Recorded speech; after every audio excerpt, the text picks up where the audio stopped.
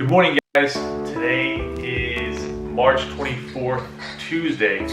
This is officially day 8 of the coronavirus quarantine. We're tired of being inside. Stir crazy. There's a certain limit where it's just destructive to your mindset to just be stuck inside. Ultimately, just doing nothing. I mean, yeah, we pass time well, I think. We do a little bit of reading. We do have like educational videos, but a lot of it's playing video games, a lot of it's eating, a lot of it's watching junk TV. What? A lot of eating? Yeah, a lot of eating. A lot of eating. And a very small amount of working out. You know, just a few push-ups here and there. Today, we're not going anywhere. Again. We're here and we're going to show you guys what we're doing to keep ourselves busy. We're going to be making bread from scratch for the first time ever. Also trying out Spam for the first time. Watch John do it. I'm not doing it. She's gonna do it. Let's get started on making the bread, right? Just got this bread pan from Target, made out of silicone, pretty cool. Most importantly, we got yeast, some flour, some sugar. This flour I didn't buy. They actually ran out of flour at every store I went to. Target, Mariano's, Aldi. Everybody was buying flour. I guess everybody's trying to make bread at home. So it's like a skill that we're relearning because nobody's done it forever. So that, this is actually plant butter, mostly avocado based because of lactose intolerant. A bit of salt, a ton of measuring cups because I don't know what the hell I'm measuring, and of course a mixing bowl.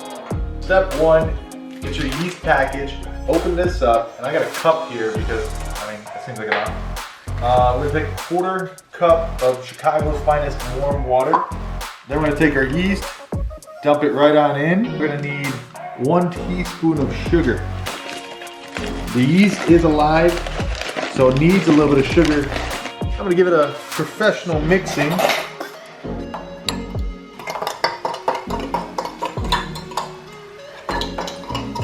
So this is gonna grow quite a bit to probably double its size. So you can see exactly where it's at. Kind of like about 1/8 of the way up the cup. As you can see, the yeast has grown considerably.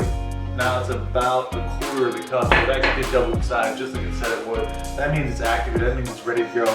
We gotta combine all the dry ingredients. To start off with, you're gonna do 1.5 cups flour. 1.5 teaspoons of salt.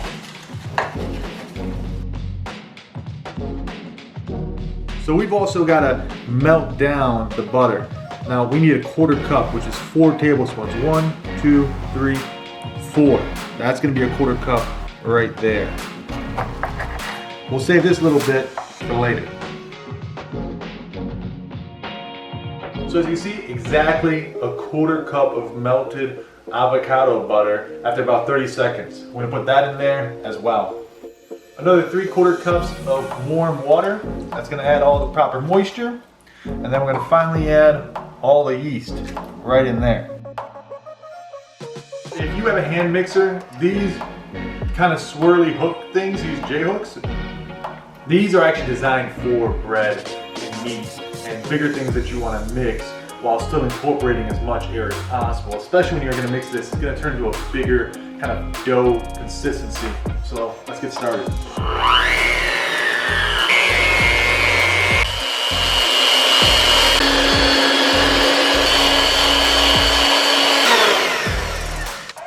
So it's really starting to get extra doughy at this time, real sticky, very liquidy, and the directions suggest that we're gonna add a little bit more flour. So we're gonna add another 1.25 cups real slowly as we mix it. It's gonna take a little bit of dexterity, but I got it.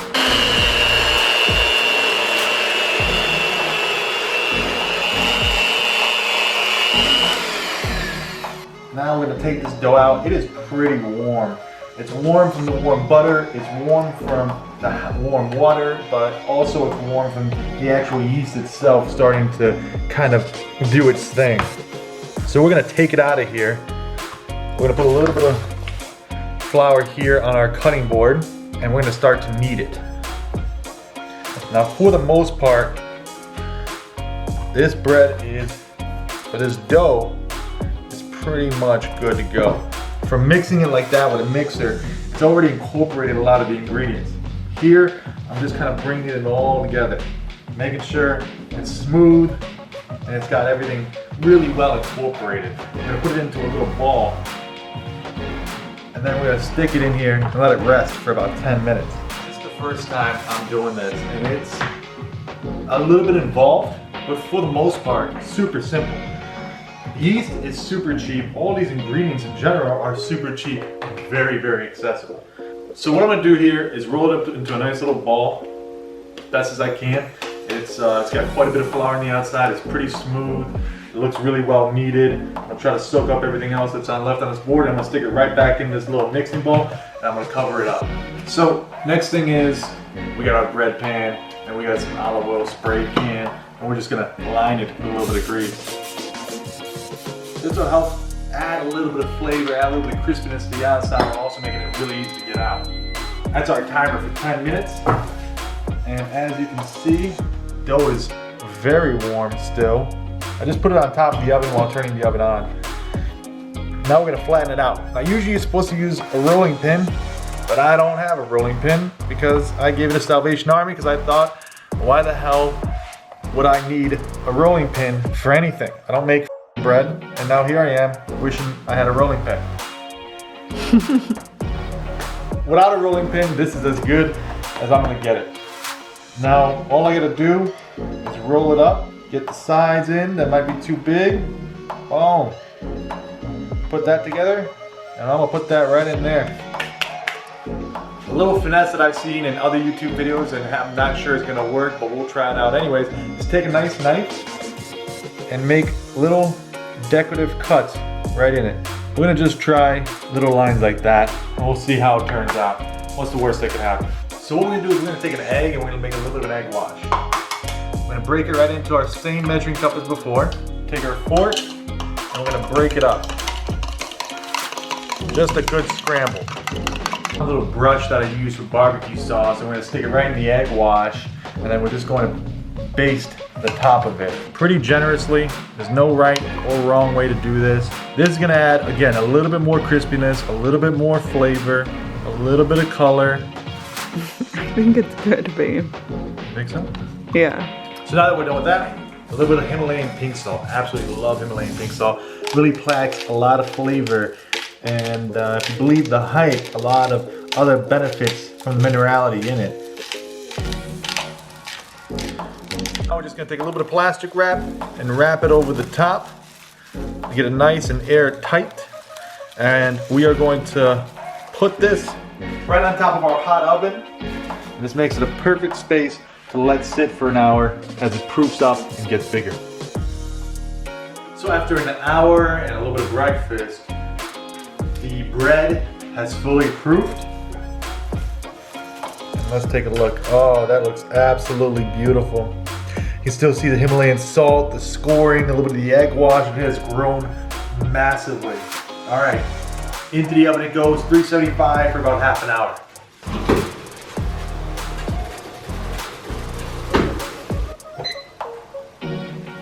Ooh, am I excited. All right, guys, this is it. We're at 5, 4, 3, 2, 1. We're done. Let's take a look. This is exactly after 30 minutes, and that looks beautiful. Oh my gosh. I'm gonna put that right there. Look at this. Oh my goodness. Now we want to stop the cooking process completely. The way to do that is to get it out of here and get it nice and cool. So a little bit of technique. That's what's really nice about these silicones. The molds just allow it to slip right out, and you can use the bottom to press it up. And there's our loaf. Cooling nicely on the rack.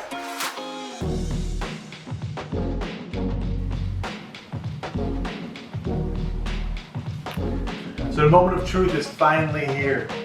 We have our beautiful homemade bread. I can't tell you how satisfying it is to be able to do something this cool. It seems really stupid to be that satisfied with something so basic, but if it's the first time like it is for me, It's pretty excellent. Let's get that first slice in. I can already hear that crunch. Wow. Really, really tight. The nuttiness, that dough flavor profile, a little bit of saltiness, sweetness. You can smell that in each little bit. It looks beautiful. I'm gonna try it by itself.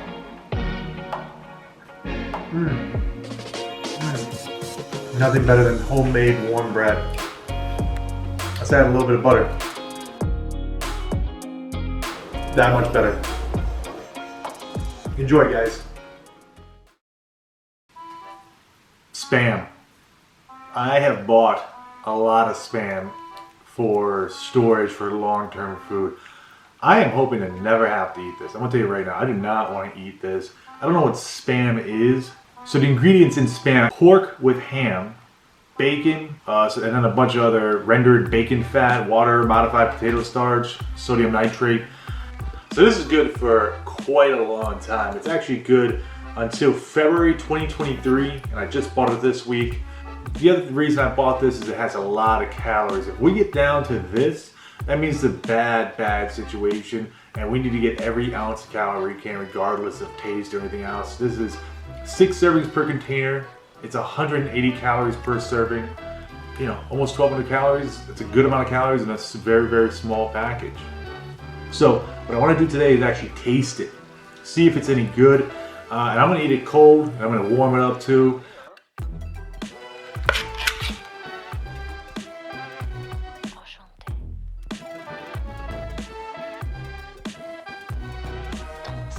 I'm not happy about this at all. The smell is really reminiscent of cold cat food. The actual texture itself looks kind of like sludge. The inside doesn't look too terrible. There's some sort of movement here. All right, let's take a bite. It actually has almost kind of like an old bacony smell. Like something that was left out for a while.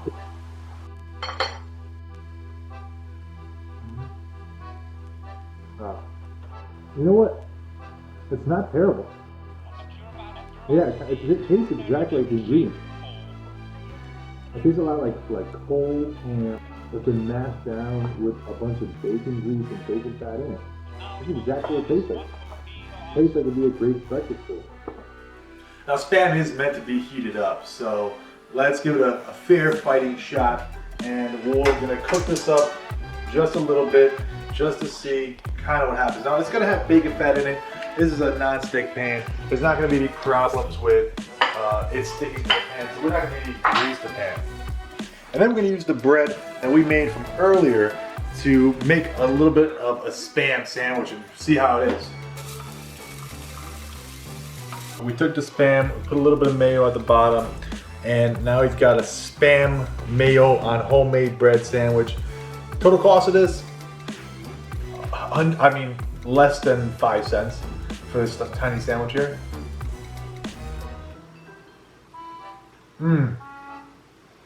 Warming it up, putting it on bread, makes it damn good. It makes it way better taste. Spam is very similar to like a hot dog. It kind of tastes like a bacony hot dog. It has that same sort of like weird texture profile that the inside of a hot dog would have. The outside crispiness, the way that its own fat kind of cooked it around the outside, it has that same sort of hot doggy flavor profile to it. It's very similar to a hot dog. Before I take another bite, it's the end of the world. You got nothing left in your fridge, you got nothing left going on. You still got gas, you got a can of Spam, and some yeast. You can make your own bread, bake it up, and make Spam sandwiches for almost nothing. Pretty good.